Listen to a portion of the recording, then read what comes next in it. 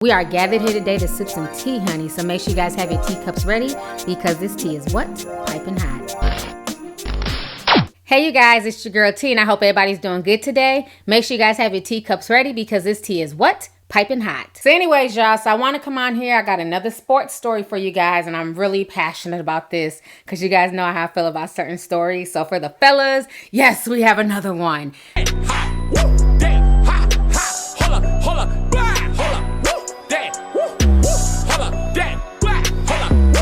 And my boys wanted me to talk about this. So right now I am very much in my feelings. And me and my oldest son just had like a really cool discussion about this because I'm like really hurt. If you guys don't know, Vick went on to the podcast called Speak for Yourself, who we all know is hosted by Colin Kaepernick and Jason Whitlock. And I've gone in on Jason Whitlock before. He tends to say a lot of foolish things to basically appease his white audience. So anyhow, they decided to have Vick on there. And I was really excited because I'm a fan of Vick.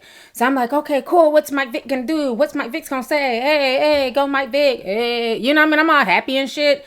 And then Vick proceeds to get on there and start talking about Colin Kaepernick. So right there, my damn antennas went up because I'm like, okay, don't you come on here and start no shit, Mike. You know, I fucks with Colin Kaepernick. Now, that's the big homie. So he gets on there and he basically says, you know, Colin Kaepernick's a good player. He's a great kid, but that he needs to change his image and that he needs to cut his afro. When I tell you I had to clutch my invisible damn pearls, I'm like, no, you didn't say no shit like that. Y'all know I'm part of damn Team Natural, and I love Colin Kaepernick's afro. And how dare you tell him to cut his afro? That has nothing to do with the situation. Yeah, I was so frustrated watching this interview. I'm going to go ahead and show you guys a small snippet of their conversation concerning Colin Kaepernick. Hopefully they won't flag this video, you know what I'm saying? But go ahead and check this out and I'll come back with the rest of my commentary. I think he really does. The first thing we got to get Colin to do is cut his hair. You know, I mean, listen, I'm not up here to try to be politically correct, but, you know, even if he puts cornrows in it, I don't think he should represent himself, you know, in that way in terms of, you know, just the hairstyle. Just go clean cut. You know, why not? You know, you're already dealing with a lot of controversy surrounding this issue. That's a fascinating thing to hear you say, Mike. That he needs to do is, you know, just try to be presentable. I mean, look, so all the social media stuff that he's doing, look, we get it, we understand it.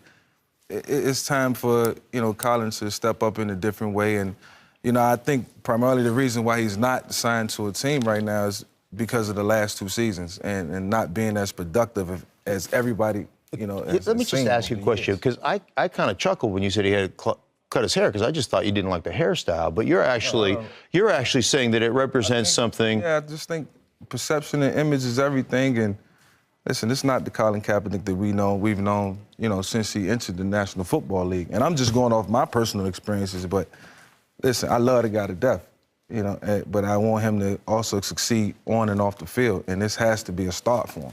All right, so you guys just watched them discussing Colin Kaepernick and how he needs to change his style, possibly his hair. And, you know, Vick knows best because at one point in time he had braids and he had an afro and it didn't look good. You know, I don't know what has happened to Vick over the years. Maybe he's become softer. You know, like the old saying goes, sometimes as men get older, they don't, you know, they lose that revolutionary spirit because they just want to, you know, relax. They don't want to be so hyped up later on in life. Maybe that's what he's going through.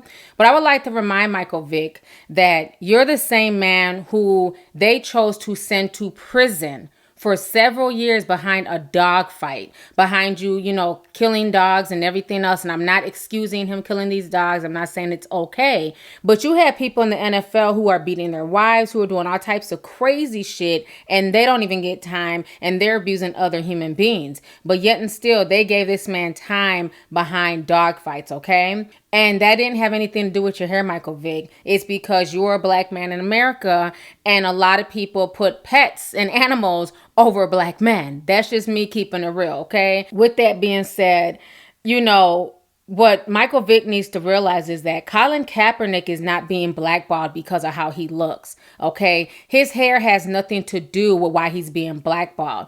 No one gives a shit about his fashion statement. They're upset because Colin Kaepernick has become woke, okay? He's found his consciousness. He's basically seeing things around him and he's not agreeing with it, and he's speaking up and he's speaking out and he's leading by example. And they don't want the other damn, so-called slaves on the NFL plantation to be woke. That's why Colin Kaepernick is dangerous, and that's why they're not extending him a contract. And I told you guys this a few months ago that this would happen, and that's why I encourage all of my subscribers to go to that man's website when I talked about him donating money for Meals on Wheels, because I used to volunteer for Meals on Wheels when I was a teenager. So when he sent that money to Meals on Wheels, that just made my heart warm up, and I went to his website and I purchased his t-shirts for my boys. You know what I'm saying? When people put their neck out there, especially for the black community, black folks need to be there to have their back and help them out financially. You know what I'm saying? The reason why Colin Kaepernick is not out here on television crying and screaming that it's not fair, that he hasn't received a contract and that nobody's trying to pick him up, is because Colin Kaepernick is good. You know what I'm saying? He managed to save his coins. So if he never plays another NFL game again, he's okay with that. He knows who he is, and he knows that he can stand on his own square, and he doesn't have to tiptoe and do anything to appease anybody. Mike Vick feels like he still needs to do that even though he's retired, and that's sad, okay? I was really trying to figure out how I want to spin this video where in the event Mike Vick runs across it, he'll understand where I'm coming from.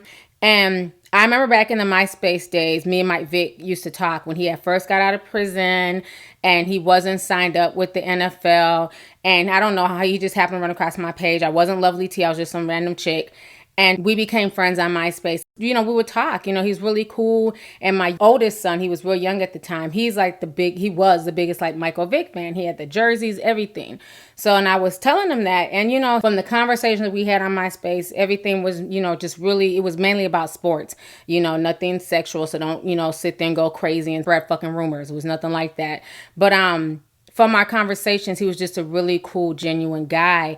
And it's really sad that he would say this. Like, so I'm taking it personal. Like, dude, really? You know what I'm saying? Why would you say this about Colin when he's actually putting his neck out there for black people, when he's a biracial man and he doesn't have to? He could be comfortable in his biracialness and just do him. He doesn't have to really even acknowledge his black side because he wasn't raised around black folks.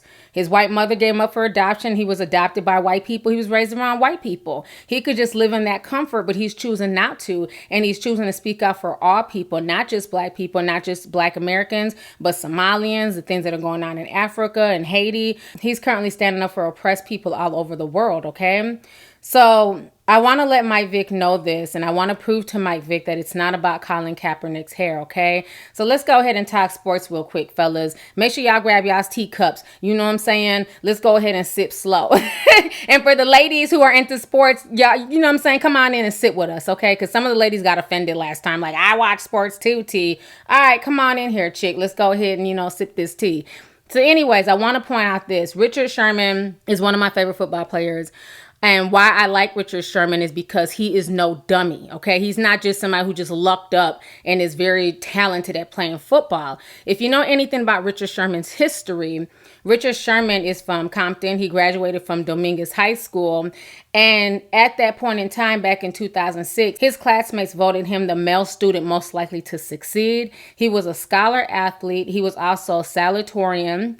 In his high school, when he graduated, he had a 4.2 GPA, okay?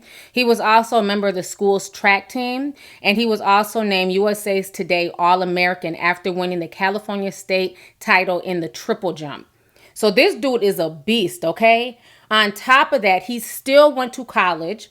And guess what college he went to? He went to Stanford University, which has an acceptance rate of 4.8%. And that was in 2016. So everybody named Mama just can't get into Stanford University, okay? And at Stanford University, he managed to maintain his GPA. He had a 4.0 GPA at Stanford, okay? We have all the stats down on Richard Sherman, honey, okay? My boys are big fans of his as well. I'm saying this to say that this man went to Stanford, had a 4.0 GPA, never been arrested, don't have a shit ton of baby mamas, did the right thing in high school. And when he got excited a few years back and he went on that so-called tirade, and the white lady was scared, and people were upset, and they were calling him all types of thugs and saying, how dare you, just start going off on national television, you damn wild thug. Go ahead and watch this video really quick so I can refresh your memory. Joe, thank you so much. Richard, let me ask you the final play. Take me through it. Well, I'm the best corner in the game. When you try me with a sorry receiver like Crabtree, that's the result you're going to get. Don't you ever talk about me. Who was talking about you? Crabtree, don't you open your mouth about the best. Or I'm going to shut it for you real quick. L.O.B. All right, and Joe, back over to you. All right, well, we saw what Richard Sherman did.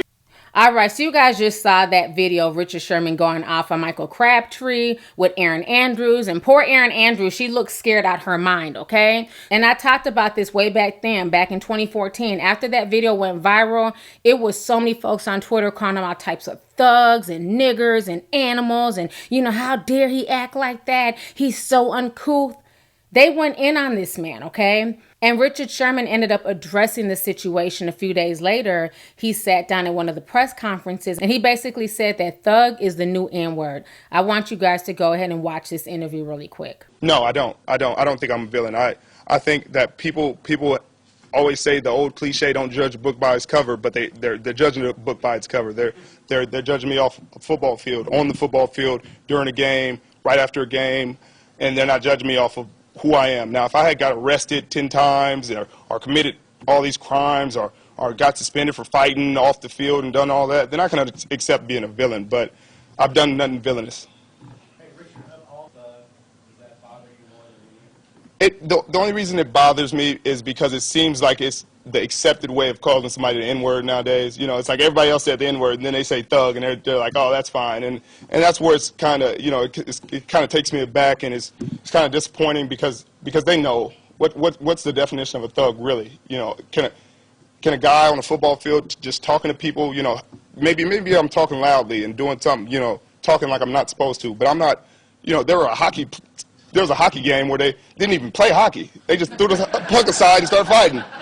I saw that and I said, oh man, I'm the thug? What's going on here? Jeez. Coming from where I fought that my whole life, just coming from where I'm coming from. Just because you hear Compton, you hear Watts, you hear cities like that, you just think thug. He's a gangster. He's this, that, and the other. And then you hear Stanford and they're like, oh man, that doesn't even make sense. That's an oxymoron. And you fight it for so long, and to have it, come back up and people start to use it again is really, it's frustrating. All right, so you guys just saw that interview and you guys just heard Richard Sherman, speaking eloquently and explaining everything to the media. So what I find funny is that basically Richard Sherman, he has dreadlocks, he keeps his hair natural, he's never been arrested. He went to Stanford University, kept a great GPA, and at the end of the day, white people saw him as nothing more than a thug when he came out of character, when he got into his emotions. All that Stanford shit, all that 4.0 GPA shit went right out the window when it came to Richard Sherman, and that's a damn shame, okay? Now I want to go on to another Seahawks player, or should I say ex-Seahawks player, my man Beast Mode, a.k.a. Marshawn Lynch, who recently got signed to the Oakland Raiders. So I'm really happy for him because we all know he's from the Bay. He came from Oakland, so now he gets to play for his hometown. Now, a lot of people look at Marshawn Lynch, they think he's another ghetto thug. He really doesn't do the media like that. He does not like doing press interviews after the game. They fined him because of this in the past. The only time you've ever really seen him in the media is when he went onto the Conan O'Brien show this past year, and they basically talked about the whole Colin Kaepernick situation. And look how Marshawn Lynch, aka Beast Mode, handled this conversation. Check this out.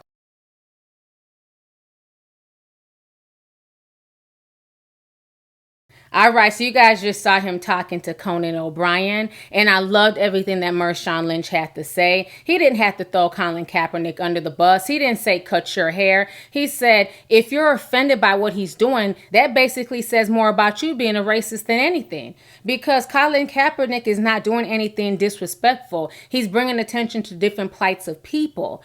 But again, Mike Vick wants to sit here and talk about perception.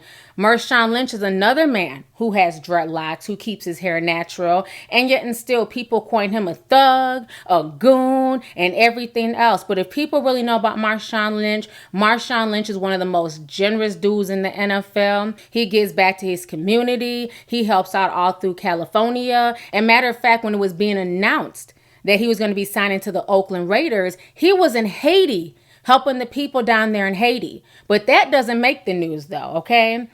Another thing I like to point out is that while people try and go in on Marshawn Lynch and say he's just a stupid thug and a dummy and, you know, it's so much hype around him and all this other bullshit, Marshawn Lynch has not spent any of his $50 million, okay? The money that he's received from the NFL, he has not spent not one dime. He's only spent money from his sponsors. So that shows you right there that he's also economically savvy and he's definitely woke, okay? So don't sleep on these guys. So I'm pointing out all these other players like Richard Sherman and Marshawn Lynch to Mike Vick to let you know that these are guys who are natural.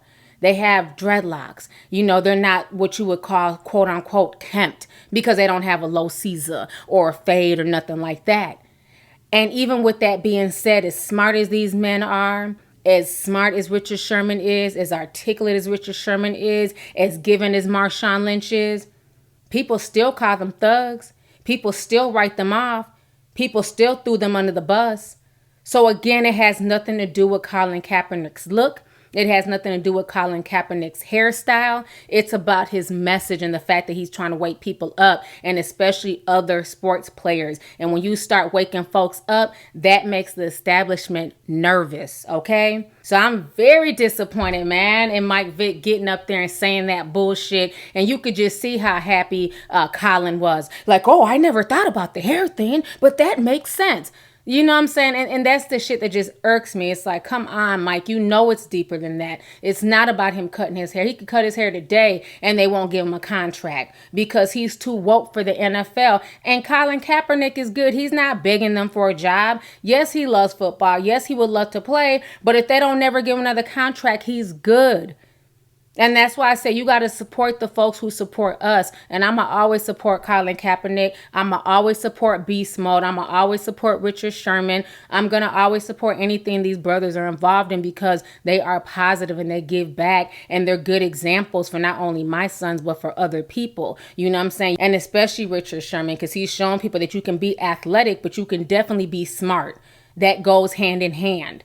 Not everybody's just, looking to get a scholarship, but then they don't want to go to college or they're just sliding by. He excelled in everything. And he's a great role model. All these men are. And, Mike Vick, like, come on, bro. Like, I don't know. I got to give you the side eye for that interview. I understand you're getting older. Maybe maybe you're tired.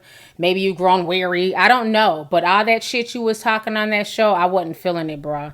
So anyways, y'all, I'm done ranting. I hope you guys understand where I'm coming from. So let's go ahead and get the discussion popping. Make sure you hit that subscribe button. Don't forget to hit that like button. And make sure you click that bell so you can be down with the notification squad, honey. So let's go ahead and get the discussion popping. Go ahead and leave a comment. All right. Deuces.